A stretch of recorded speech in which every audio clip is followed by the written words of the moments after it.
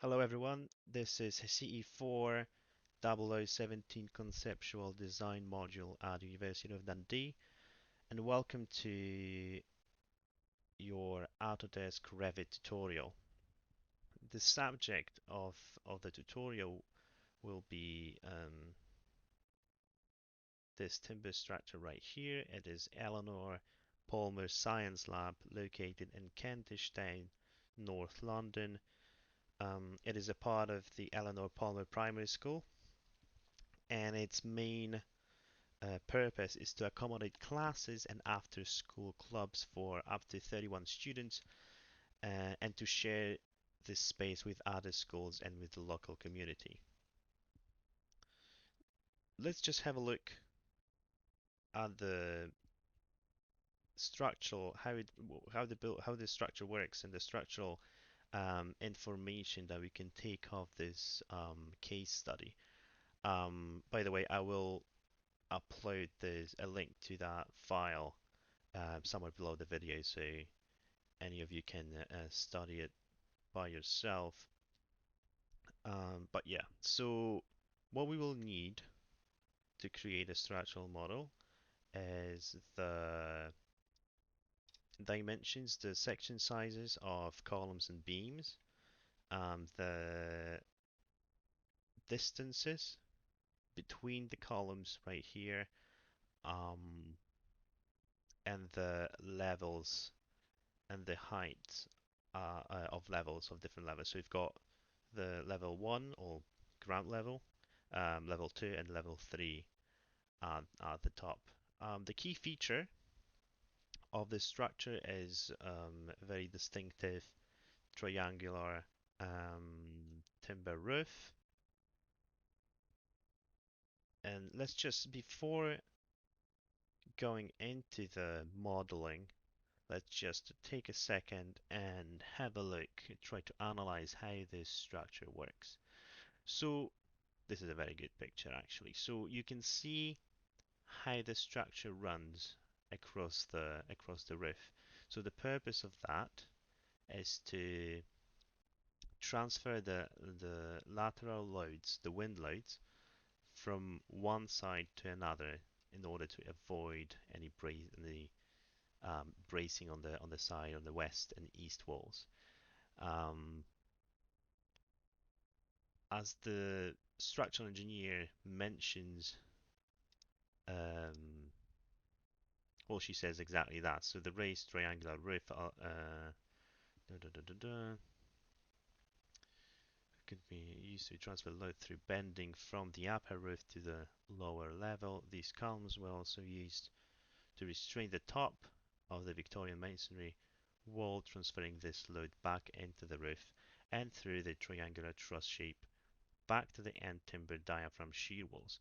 So what she says is actually that I believe that this wall and the wall behind us from the point of view that we're looking, um, these two are shear walls. So if you go back to that drawing, to the isometric drawing right there, I believe that this wall right there, which is not shown for some reason or another on this sketch, I think this wall right there is a shear wall, and the wall there is a shear wall as well.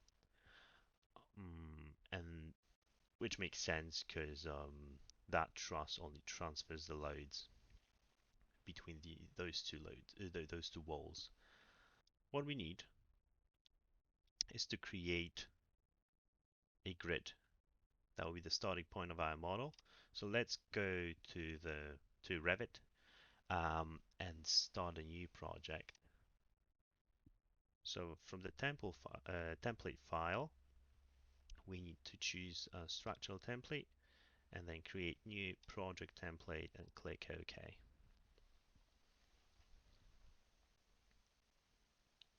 That will take a second. Right. So first of all, the navigation. So the navigation, since Revit is a part of the Autodesk software family, like AutoCAD or Robot, the navigation is pretty much the same. So if you ever used AutoCAD in your career, you'll be used to that type of navigation, so that shouldn't be an issue. Let's just have a look at those two windows on the left hand side. So we've got the properties window, which we will get back to in a second, but the most important window is that here. So project browser is the most important one. Project browser allows you to look at your structure from different levels, and once you double click on a level, it will create that kind of level view tab right here. So you can move it around, you can do whatever you want. You can put it side to side, I believe. There you go. So you can create and see how it works on how it looks on the different levels. You can put your columns and beams. But let's just keep it. Um, let's just keep it like that for a second. You've got your north, east, south, and west point of views. These little points act like a little cameras. So if you double click on the east view, that's exactly where you'll be placed. Let's go back to level 1. You can move them around if you want. I'll just keep it, just simply drag it. I'm just going to keep it as it is for now. Right, let's create some grid lines. So in order to do so, we need the distances.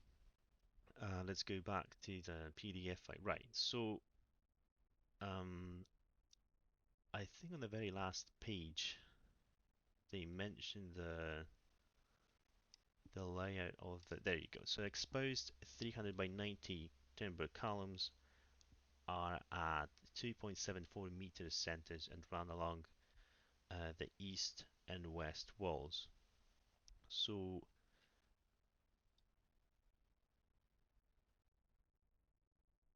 these columns right there, that distance here is a 2.74 meters apart. So that's great. So we've got the distance right here, but we don't know the distance there, which is sort of crucial to, well, there's a crucial dimension right there. What we can do, we can use a simple proportion. So what I've done, I just simply cropped that out and pasted it into SketchUp, since SketchUp's got a rather simple, very intuitive ways of measuring stuff. So if we actually, yeah, so I think I've already measured it before I started recording a video. So I bet, yeah, no worries, I can do it again. So that distance right there is around 14400 millimeters, right? So we know that distance in real life. So the simple proportion would suggest that 2.74 meters is equal, corresponds to, hold on a second, let me just take a piece of paper. Right, so 2.74 meters in real life corresponds to 14,400 millimeters on the drawing. So if that distance is x in real life, it will correspond to, let's say, 24,000 millimeters. On a drawing, we can go to the calculator and do a simple maths, simple proportion. So the x would be equal to 2.74 multiplied by 24,000 and divided by 14,400, and we have roughly that distance in real life. So let's just assume, obviously there would be some sort of measuring error. So let's just assume it's 4.5 meters, that distance right there, which is more than likely, to be honest. Right. Okay. So now we know all these both of these dimensions right here and there. Let's go back to our Revit model and create a grid line. To create a grid line in Revit, you need to go to Structure tab and click Grid right here. There is no sort of grid line wizard, as it were. So you just draw your grid lines right here. Um, once you've done it, once you create the first grid, then you can then click the grid line itself, and then select a copy command, or um, just type in CO in order to activate that command. So you you pick any you pick your element that you want to copy. So in that case is our first grid line, and just move it around. So I'm gonna tick multiple in the modify slash grids options, so I don't have to copy that every single time. The software will just assume that I want to copy that further and further. Um, and then if you move it carefully, it would just end up being parallel at 90 degrees angle. There you go. So let's just go back 90 degrees and just type in 2740 and just do it again and again and two more times, I think. Ooh, that was a mistake. Right, copy. Right, so in order to exit any of the commands, you just double tap escape on your keyboard, and that should do it. So you choose it, um, you select the grid line that you want to copy, and just click copy again and drag it, and there you go. I think this is enough grid lines. There you go. 1, 2, 3, 4, 5, 6. That's perfect. And then we need to create the north-south grids as well. So let's just go to, all right, so you're ready, and let's go back to structure, grid, and just simply drag it in any place. You can double click escape. You can select your grid line and edit it. For example, if you want to, let's just change it to alphabetical notation here, since we've got numbers in the east-west plane. So let's just go with alphabetical. Right, and that should, if I copy this grid line, it should keep naming um, the copied grid lines with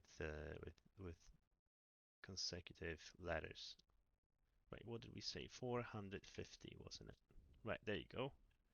It's in grid B. Right. Um, to make it look more professional, you want to select all the grid lines, click on any other grid line, and then sort of move it towards the center to make it look more neat, as it were. There you go.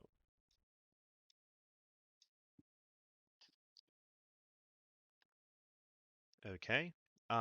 What we can do, we can either move the point of the east views, well, the those little cameras around, or we can just select our grid line and just move it to the center of the view. So if we select the, let's say, east view, it looks reasonable. Right, so the next thing we have to do is define levels. As a default, we've got two levels, the ground level and the level 1 and level 2. Um, let's go back to our case study, and I think they specified. Well, let me just explain what we're doing. So, if you go back to that sketch right here, as you can see, um, further from level 2, in between level 2 and 3, the columns become 90 by 90. It reduces in size to 90 by 90. So we need to know, and it's clearly not the same height of the length or as between in between level 1 and level 2. So what we want to do is to find out that distance right here. I think they specified it somewhere on the last page.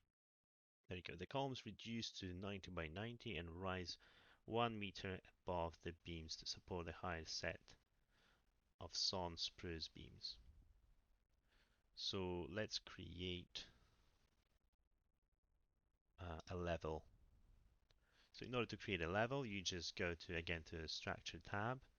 You click a level option command, and then you can, there you go. You can either uh, choose your, input the distance. There you go, like that, or just sort of try to match it to the numbers on the screen. There you go. So now we've got 3 levels. Level 1 at 0, level 2 at 3 meters, and level 3 at 4 meters, which is great.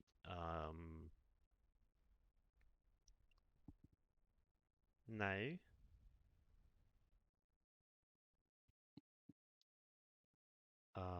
let's just...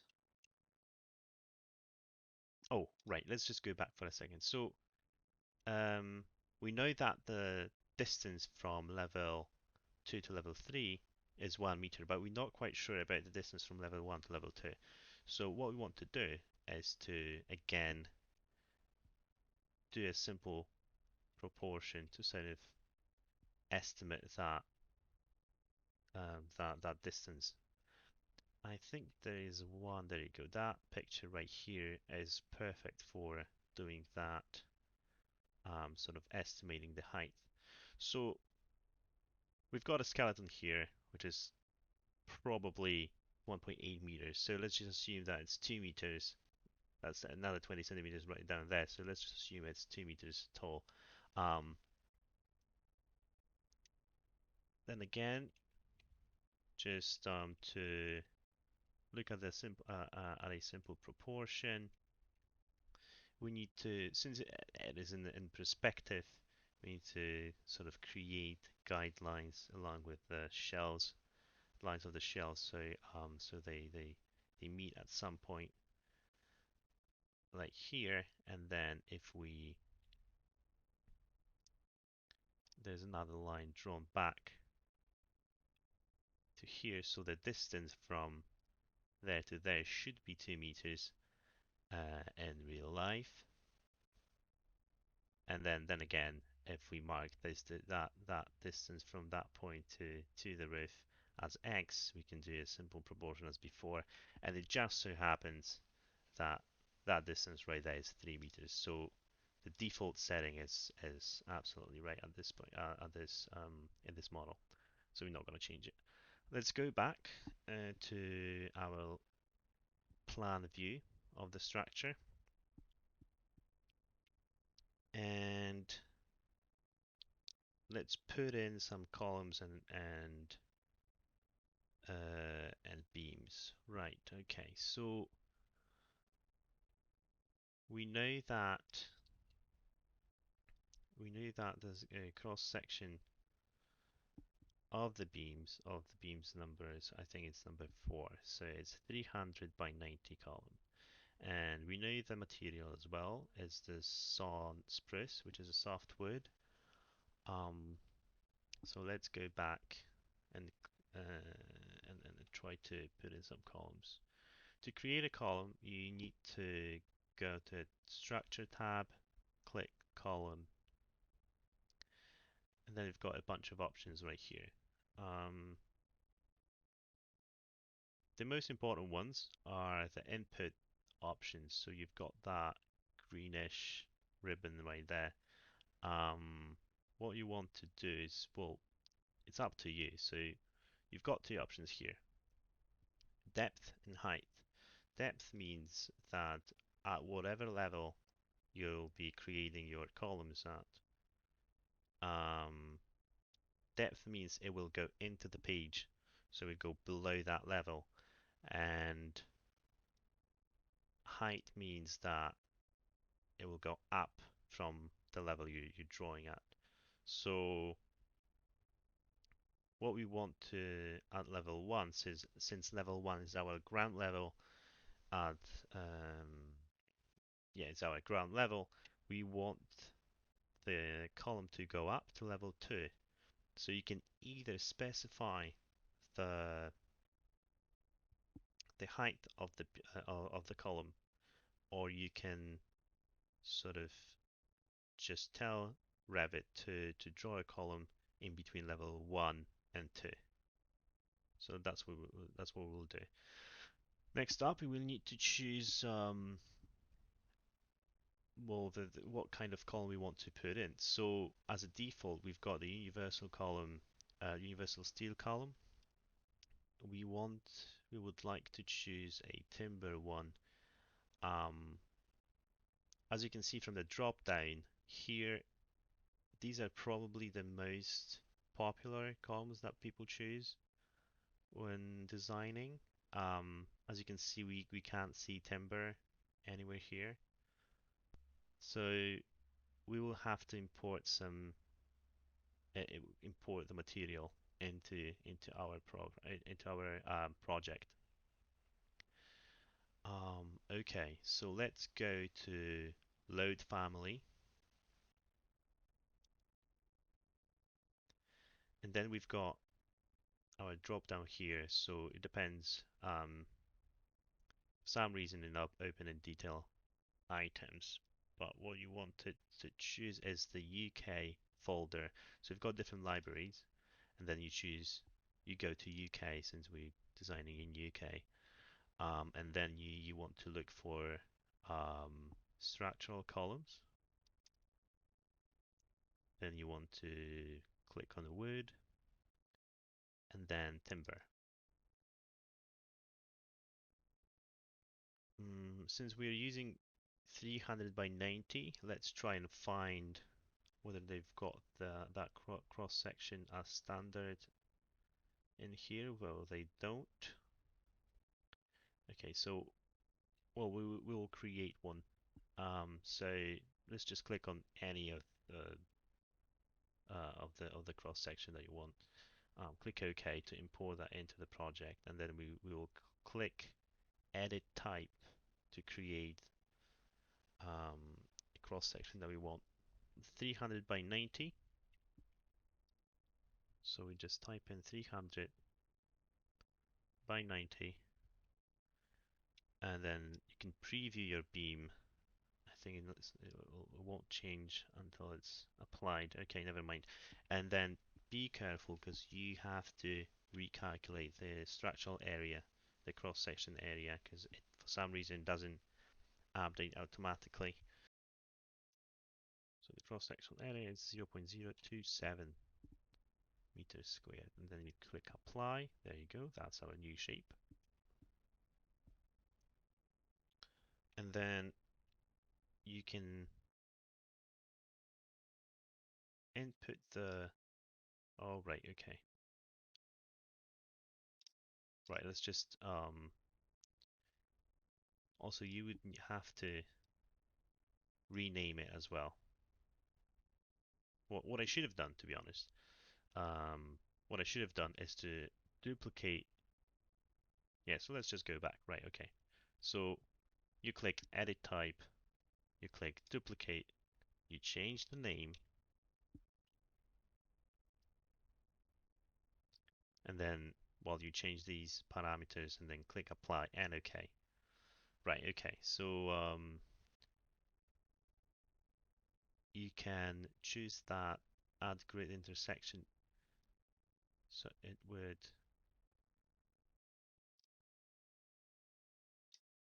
there you go, and it will put all the beams at the intersections. So let's just do it again. So once you've chosen your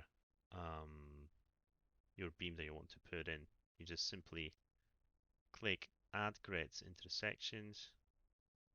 You highlight the grid lines, and then click Finish, and that's your beams right here.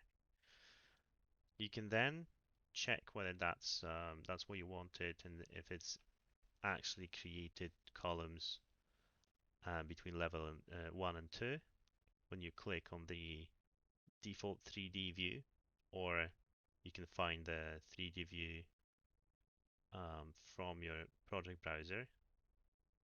For some, well, it should be here, but yeah, I think it's because we've chosen the project, the structural um, project template. It only allows us to view an analytical model, which is just structural wires, not actual renders of the columns and beams. So let's just click here on the top um, ribbon right there. Let's just find default 3D view. Click on that, and then you'll be able to see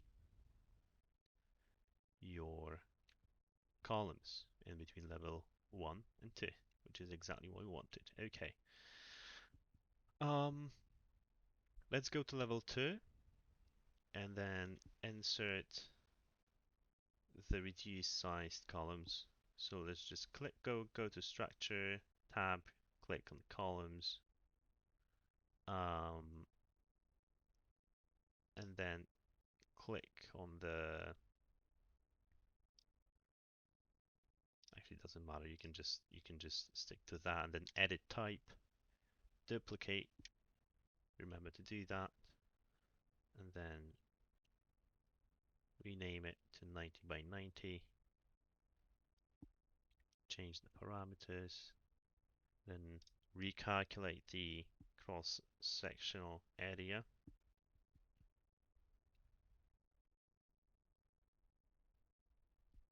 which is 0.008, sorry, 0.081, and then you click OK, I think. You can double check if it changed. There you go. That's our new cross section. So you can do the same thing. So we need those. Actually, no, wait, hold on. Let's just have a look. Right, okay.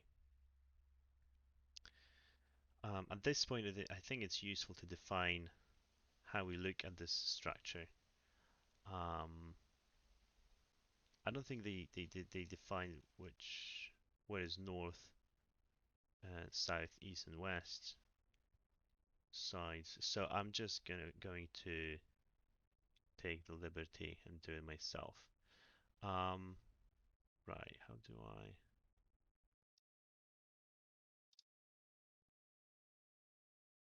Add text, okay. Right. Oof. So let's just say this is north, east, south, and west.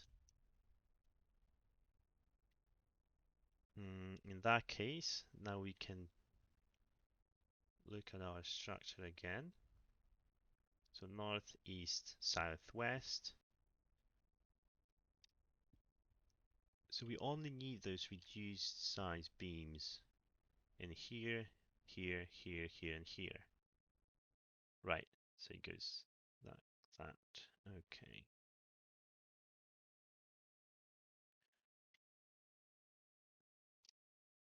So we only want one here.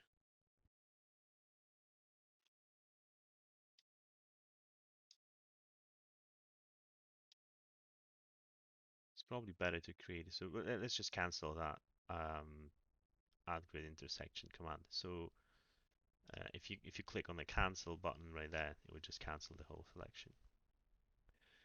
Let's just input these manually. So you want a beam here. Just be careful it snaps to the intersection of two lines. One here, here, here, and the last one here. Right, perfect. Let's have a look at the 3D view.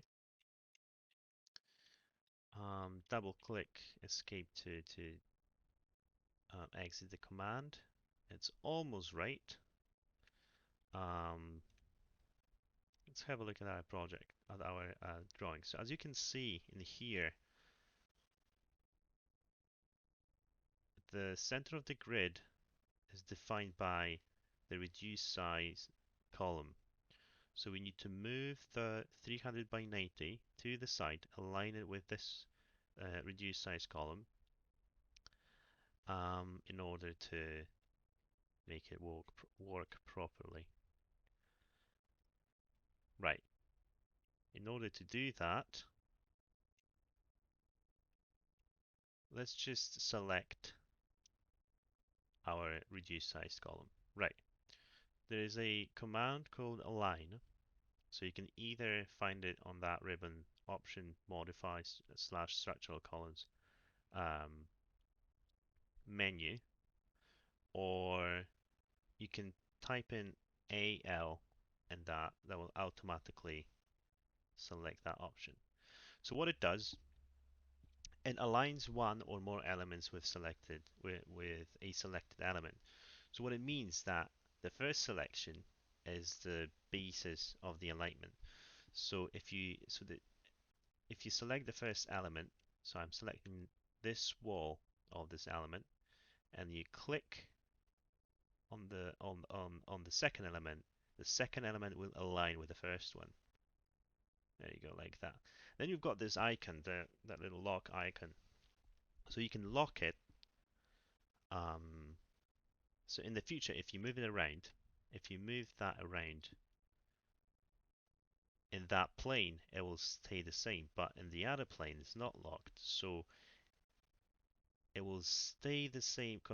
It will still be locked in the plane that you locked it at, but you can still move it sideways. Um, and it's just looks a little bit weird. Anyways, you see what I mean by doing that. Right, let's just go back, and then I'll just keep it unlocked in case we need to adjust any members. But it's up to you. You can do however you like. Right, let's just quickly align all the other um, columns as well.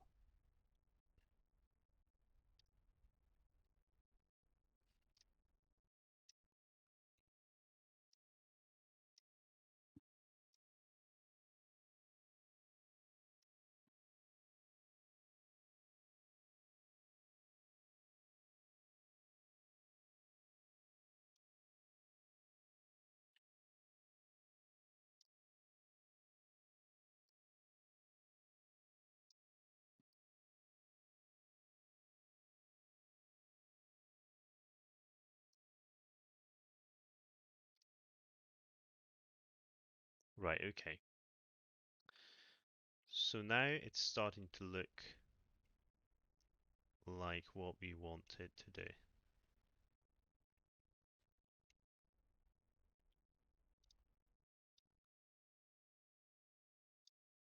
Hmm.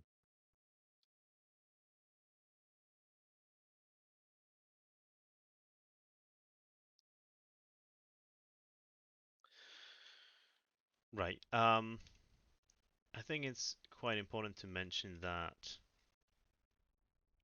that alignment isn't only a visual change. So the rendered columns will move, but the analytical ones, so the analytical wires will stay the same as originally placed.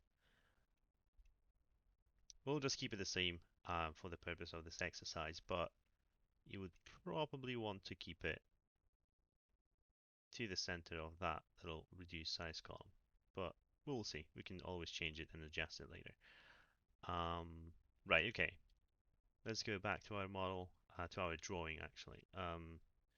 And now it is time to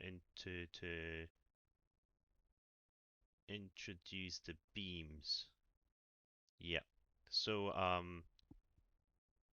we've got 300 by 90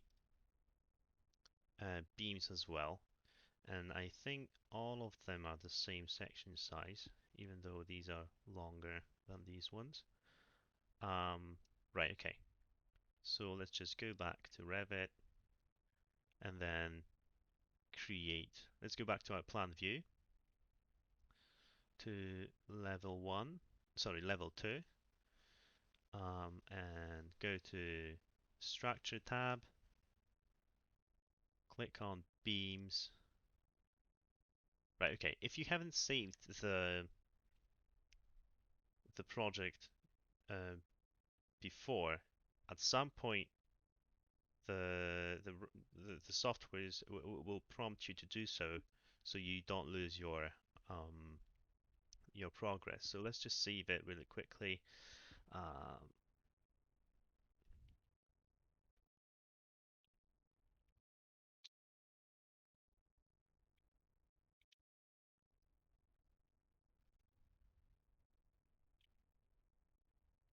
right, okay. Okay, now it's saved. Let's have a look at what we have here. Beams, right, okay. So once again, if you go to Structures tab, and choose Beam command, it will take you to the beam creating menu. As a default, you've got the universal beam, universal steel beam. Yet again, we don't have a timber beams here as they are not very common. Let's go to load family option again,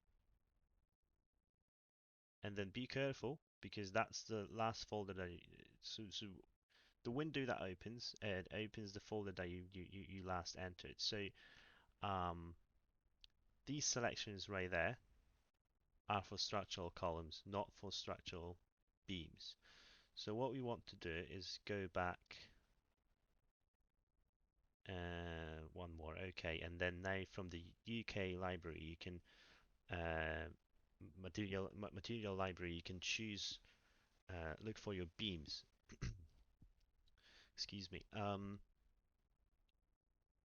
I think Revit calls it structural framing,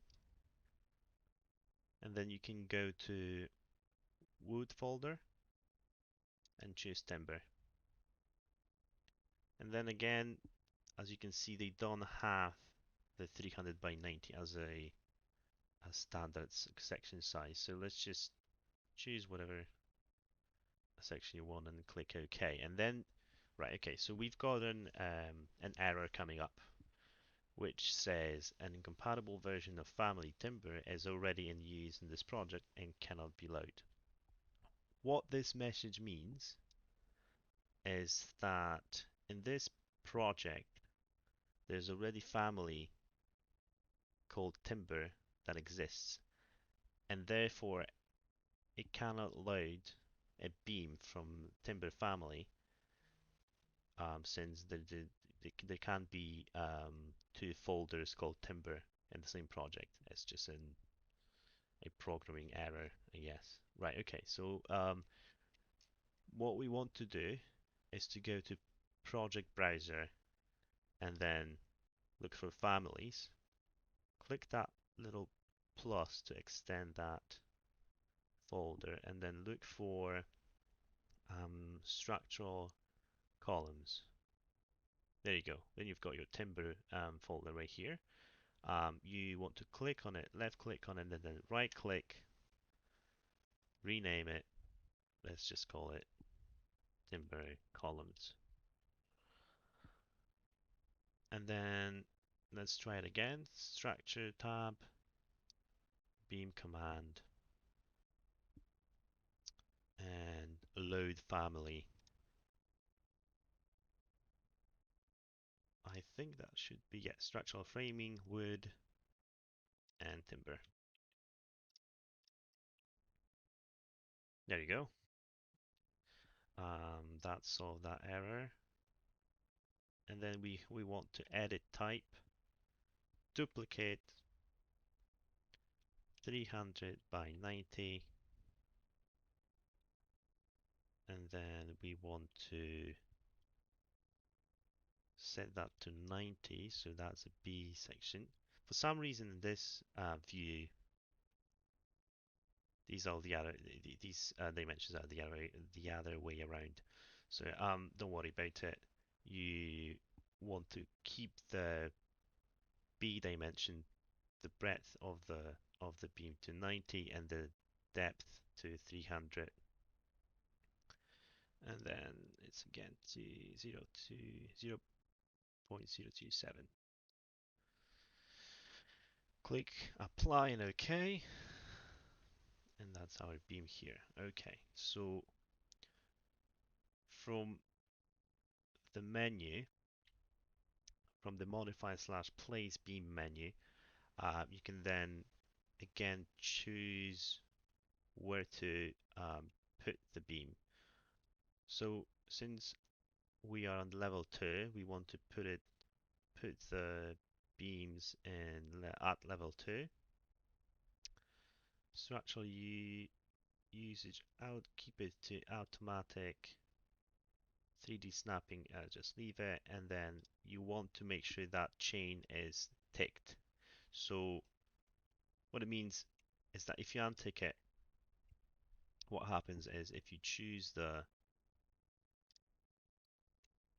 try to place your beam, it will just place one beam and stop, and you have to choose that point again, and it just kind of opens the whole project to sort of misalignments, because you can easily just press next to the previous beam end, and then it will just not work properly. There will be errors and warnings, and you just want to avoid it. So let's just press Ctrl Z to go back, tick chain, and there you go. So you be careful to choose the right snapping points. There you go. Just keep on adding those beams.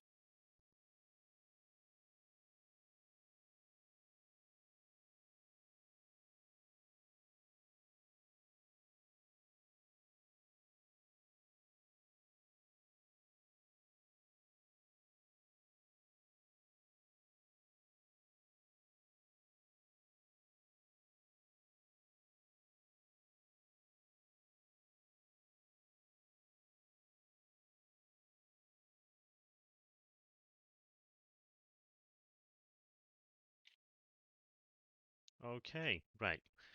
Um, there we have it. It's almost finished. There's 2 more beams needed here.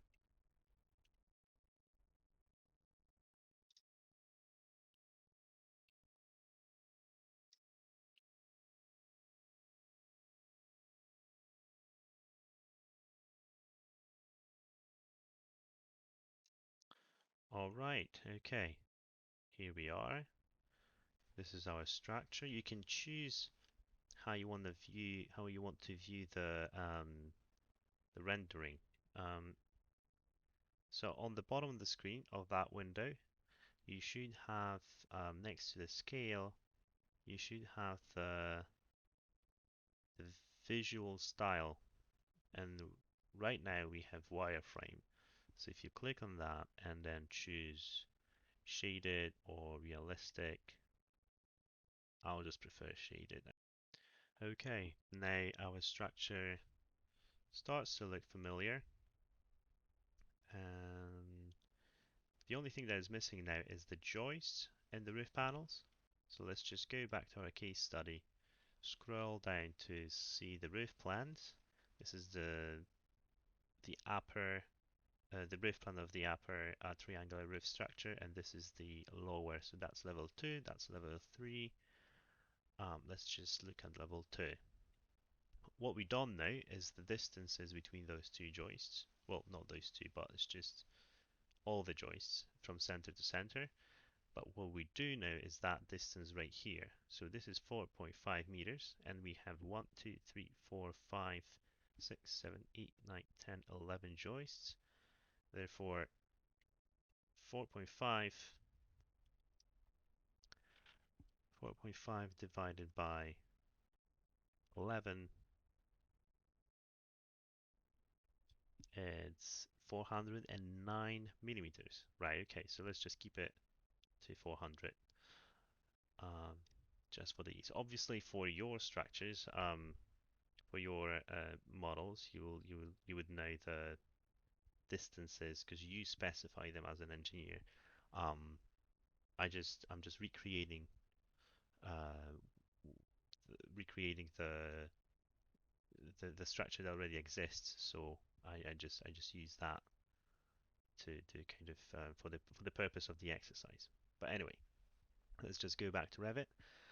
Let's go to level 2. Actually, let's just fix that view. There you go. Level 2. And then we first need to create a beam section size. Right, okay, so I've already got that created, but let's just pretend that it's never there. Okay, so you go to, you choose any timber beam, you go to edit type, duplicate, name it 250 by 50 millimeters, let's say, and just change the dimensions as well to 50 and 250. Recalculate the recalculate the cross-sectional area, which is 125. There you go. Apply and OK. And now we can go to Structures tab. Sorry, double press Escape key to exit that beam menu. Go to the Structures tab, go to Beam System, and you've got an option as a default. You would choose the automatic beam system.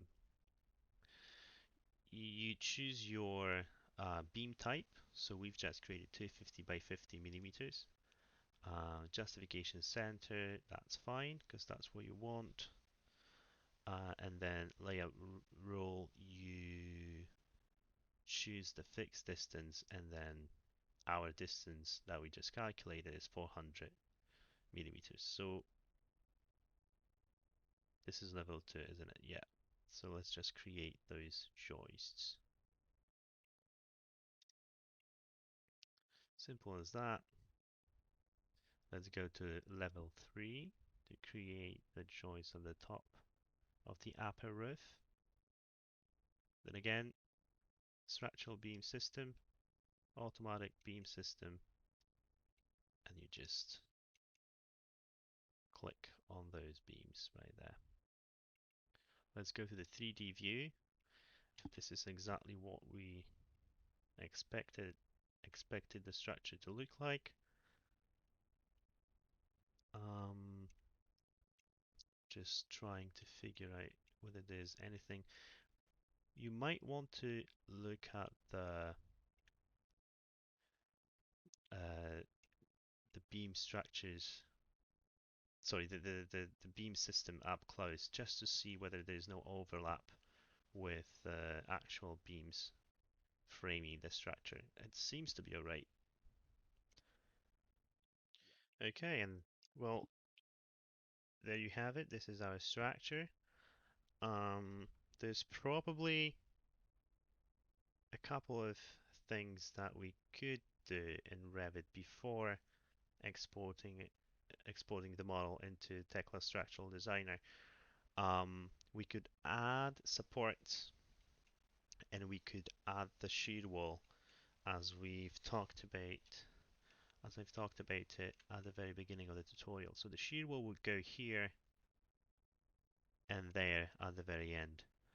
Um,